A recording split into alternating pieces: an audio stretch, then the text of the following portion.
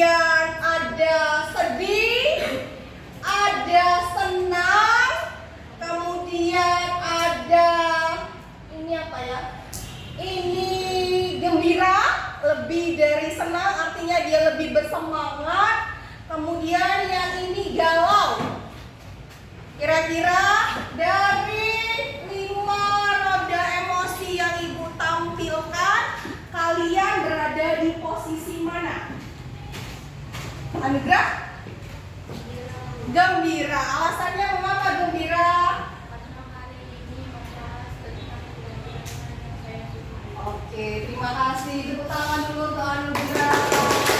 Kemudian juga dari anak sekolah, hatinya gembira. Gembiranya karena apa? Karena dia akan mengikuti pelajaran yang dia sukai. Sepakat kita hari ini kalau datang ke sekolah dengan rasa bahagia? Sepakat? Sepakat. Sepakat pertama kita mengikuti pelajaran dengan bahagia. Kemudian kesepakatan lainnya, mengingat lagi kesepakatan kelas yang pernah kita buat. Salah satu contohnya apa kesepakatan kelas kita? Tidak boleh keluar masuk. Tidak boleh keluar masuk pada saat jam pelajaran. Kemudian datang tepat waktu. Berarti tidak boleh terlambat. Terus piket sesuai jadwal. Terus kebersihannya mana? Menjaga kebersihan kelas. Mau ditambahin kesepakatan kelasnya? Cukup? Oke.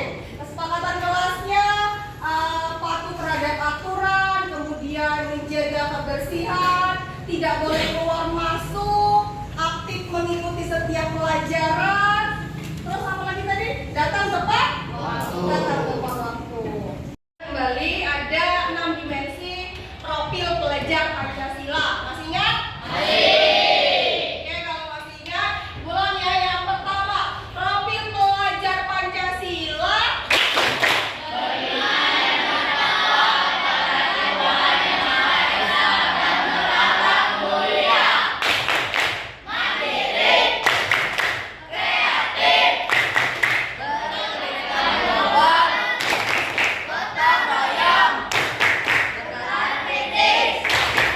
Oke, terima kasih. Berarti semuanya hafal tentang dimensi profil pelajar Pancasila.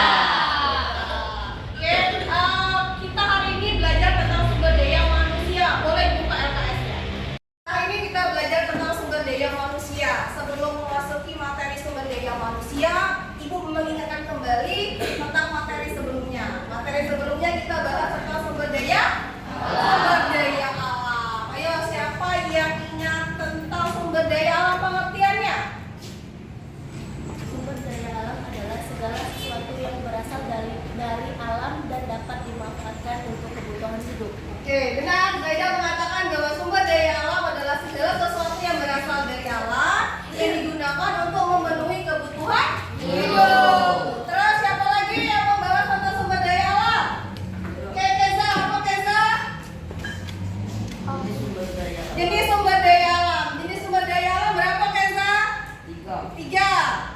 Berdasarkan pembentukan, Terus? berdasarkan materi, Terus? berdasarkan lokasi. Berdasarkan lokasinya. Ada 3 pembentukannya, kemudian berdasarkan lokasinya, kemudian berdasarkan materinya. Masih ingat? Jelaskan? Ibu menjelaskan tentang sumber daya alam? Jelas. Oke, sekarang kita masuk ke sumber daya manusia. Bahas tentang sumber daya manusia. Sumber daya manusia tujuannya untuk apa sih? Tujuan pembelajaran kita membahas sumber daya manusia. Tujuan pertama adalah siswa dapat mengidentifikasi bagaimana kualitas sumber daya manusia, mengetahui kualitas sumber daya manusia di Indonesia. Yang kedua, peserta didik dapat menjelaskan cara meningkatkan sumber daya manusia. Ada 2 tujuannya, mengetahui jumlah kualitasnya. Yang kedua, bagaimana cara meningkatkannya. Nah, sebelum kita bahas tentang kualitas, cara meningkatkannya, sumber daya manusia itu apa?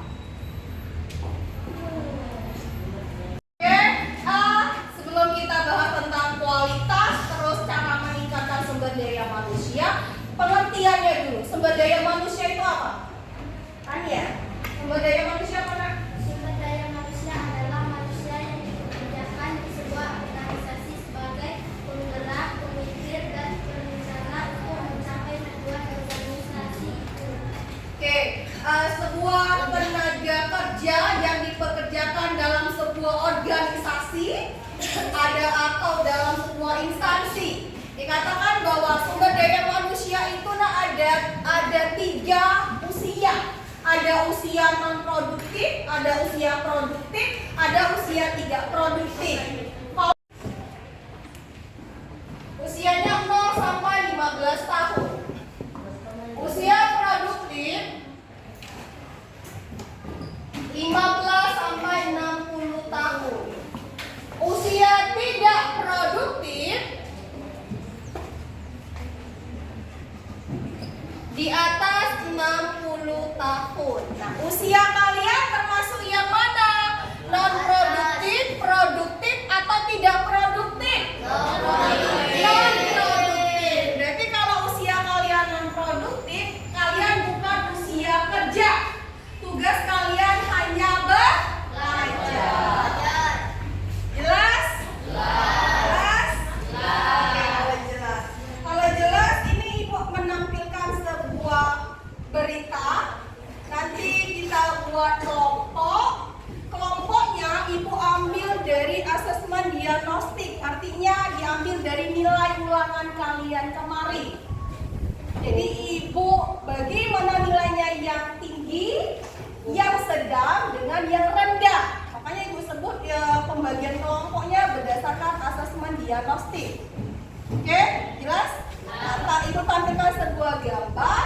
Nanti kamu telaah dengan kelompok kalian apa yang dimaksud dari video tersebut. Cara meningkatkan kualitas dan bagaimana sumber daya manusia yang ada di Indonesia. Seperti Korea Selatan dan Jepang. Selain itu, potensi perekonomian arus baru industri ekonomi syariah Indonesia juga terbilang rendah. Padahal Indonesia merupakan negara dengan hasil produk halal terbesar di dunia. DM yang masih terbilang rendah. Berdasarkan dunia, rutin terkait Human Capital Index, indikator kapasitas dan kualitas SDM, sebuah negara pembangunan menunjukkan bahwa Indonesia termasuk lower middle income untuk pendapatan.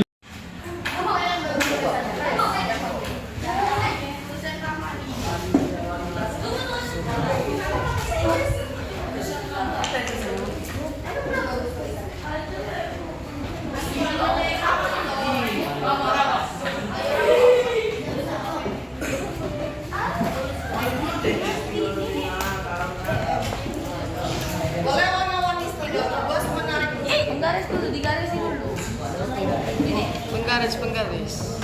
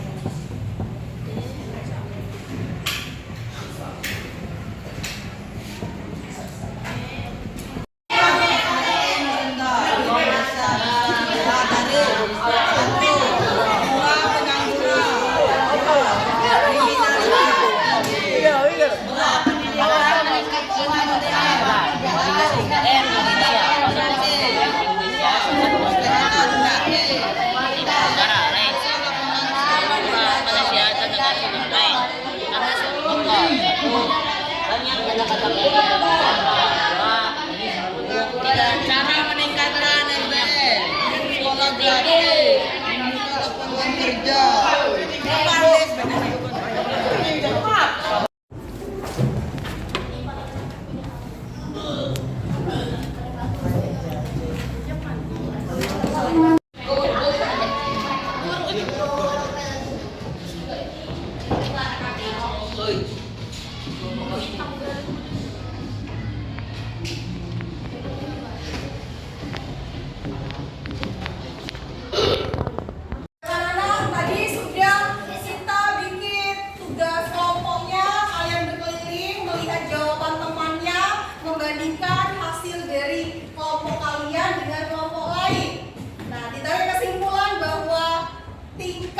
sumber daya manusia di Indonesia itu apa? Rendah. Rendah itu bisa dilihat dari banyak kriminalitasnya, kemudian jumlah pengangguran, terus buta huruf, banyak pengangguran, kemudian apalagi gizinya yang buruk. Kemudian cara meningkatkan sumber daya manusianya dengan apa? Sekolah gratis.